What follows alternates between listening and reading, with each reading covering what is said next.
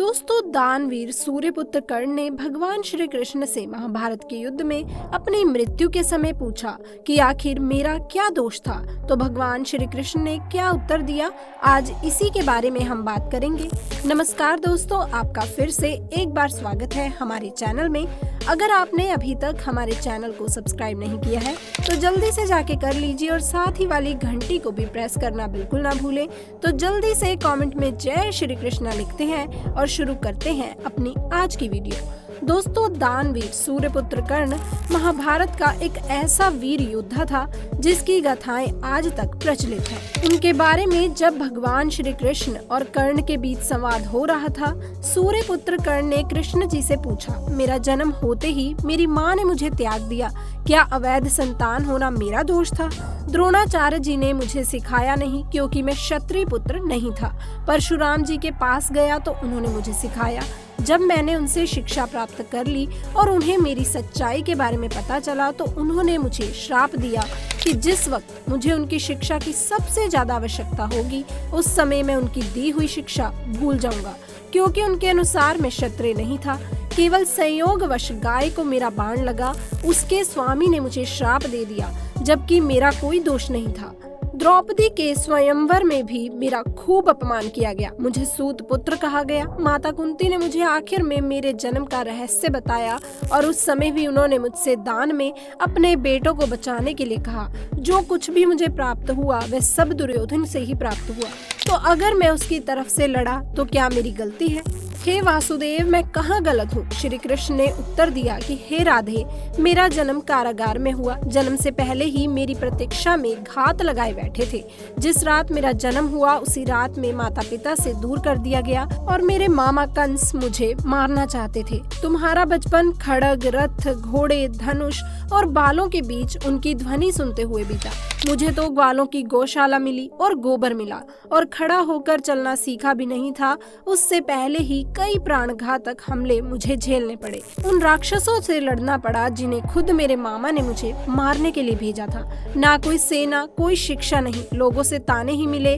उनकी समस्याओं का कारण मैं हूँ। तुम्हारे गुरु जब तुम्हारे शौर्य की तारीफ कर रहे थे, मुझे उस उम्र में कोई भी शिक्षा नहीं मिली।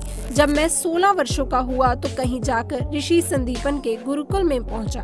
तुम अपनी पसंद की कन्या से विवाह कर सके, लेकिन जिस कन्या से मैंने प्रेम किया वह मुझे कभी मिली ही नहीं। मुझे तो उन कन्याओं से विवाह करना पड़ा जिन्हें मेरी चाहत थी या जिनको मैंने राक्षसों से बचाया था।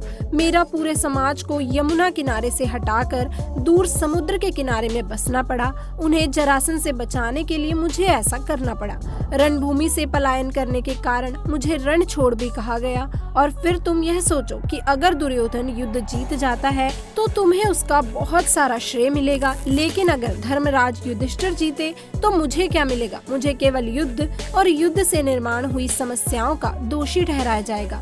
मुझे अनेकों श्राप झेलने पड़ेंगे। उन माताओं की पीड़ा को सहना पड़ेगा जिनके पुत्र इस युद्ध में बलि हो जाएंगे, या फिर उन पत्नियों के श्राप को सहना पड़ेगा जिनके पति इस युद्ध में शहीद होंगे।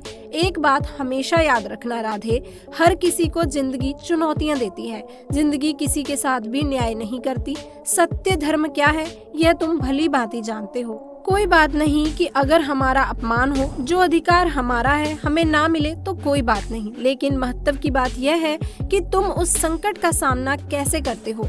अगर तुम उस समय उस संकट का सामना कर लेते हो तो आज तुम्हें यह दिन नहीं देखना पड़ता। इसलिए रोना धोना बंद करो। अगर जिंदगी न्याय नहीं करती इसका मतलब यह नहीं कि हम अधर्म के पथ पर चलने लगे। धर्म कभी भी इस बात की अनुमति नहीं देता। आज तुम्हारा वध निश्चित है और वह भी अर्जुन के हाथों। ऐसे में कर्ण ने दोबारा श्री कृष्ण से पूछा, मैं मृत्यु के लिए तैयार हूँ, लेकिन मेरे सामर्थ्य का क्या? तब भगवान श्री कृष्ण ने कहा कि तुम्हें छल से मारना पड़ रहा है। राधे, इससे ज्यादा बड़ा सामर्थ्य की बात और क्या हो सकती है? तुम्हारा रथ उस भूमि में फंस चुका है, उसका पहिया तुम्हें निकालना ही पड़ेगा। यही काल चक्र का नियम है और उसी समय छल पूर्वक अर्जुन को अंजनी अस्त्र से तुम्हारा वध करना ही होगा। यहीं से धर्म की नींव रखी जाएगी और धर्म के लिए सब कुछ करना ही पड़ता है। इसलिए अब रोना धोना बंद करो। तुम्हारे सामर्थ्य दुनिया जानती है और आने वाले युगों में तुम्हारा नाम हर किसी की जुबान पर रहेगा। तुम्हें युगों युगों तक दुनिया सूर्यपुत्र दानवीर महारथी कर्ण के रूप में जानेगी। तो दोस्तों, यह थे दानवीर कर्ण और भगवान श्री कृष्ण के बीच के संवाद, जो कि महाभारत के युद्ध के बीच में ही हुए थे।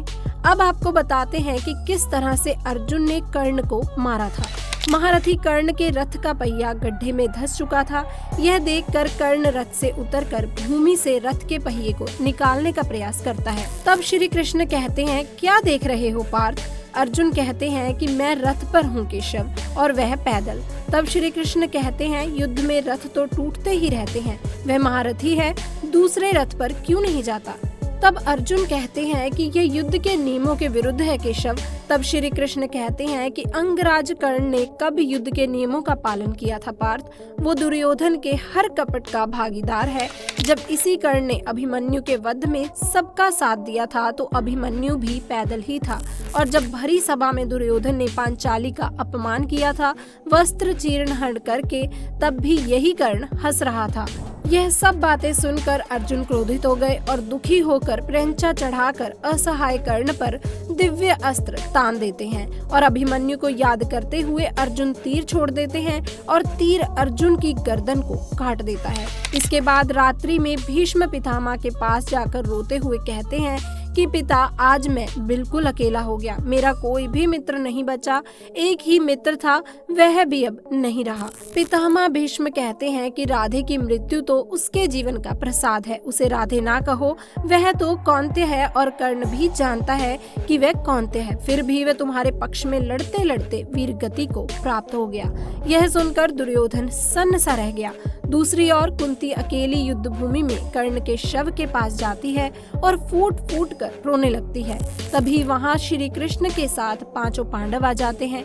युधिष्ठिर कहते हैं कि माता श्री, हमारे इस प्रधान गुरु के शव के पास बैठी हुई आप क्यों रो रही हैं? हे वासुदेव, आप माता श्री को समझाते क्यों नहीं कि शत्रु के शव पर आंसू बहाकर वे अपने पुत्रों का अपमान कर रही हैं? धर्मराज युधिष्ठिर वासुदेव से कहते हैं कि आप माता कुंती को समझाते क्यों नहीं कि ये राधे है? तभी कुंती कहती है कि ये राधे नहीं, कौन्तेय है, यह मेरे ज्येष्ठ पुत्र हैं और तुम्हारा ज्येष्ठ भ्राता है। ये बात सुनकर युधिष्ठिर, अर्जुन और बाकी सभी भाई सन्न रह जाते हैं। तभी युधिष्ठिर कहता है कि आपके मौन ने हमें अपने ही ज्येष्ठ भ्राता का हत्यारा बना दिया। आज मैं इस रणभूमि में अपने ज्येष्ठ भ्राता के शव को साक्षी मानकर सारी नारी जाति को यह श्राप देता हूँ कि आज के उपरांत वे कोई भी भेद अपने भीतर नहीं रख पाएंगी, यानी कि किसी भी भेद को वे भेद रख ही नहीं पाएंगी। दोस्तों, तभी से कहा जाता है कि औरतों के पेट में कोई बात नहीं पचती। अगर उन्हें किसी भेद का पता चल जाए तो वे फौरन दूसरी औरत को बता देती हैं। महाभारत काल से ही यह श्राप औरतों के लिए चला आ रहा है। इसी प्रकार गांधारी ने भी अपने सभी पुत्रों की मृत्यु के बाद श्री कृष्ण को श्राप दिया था, और धृतराष्ट्र को भी उसके 100 पुत्रों के मरने का श्राप मिला था। तो दोस्तों, अगर आप जानना चाहते हैं कि महाभारत में किसने किसको श्राप दिए और वे श्राप किस तरह से पूरे हुए, तो हमें कमेंट करके जरूर बताएं।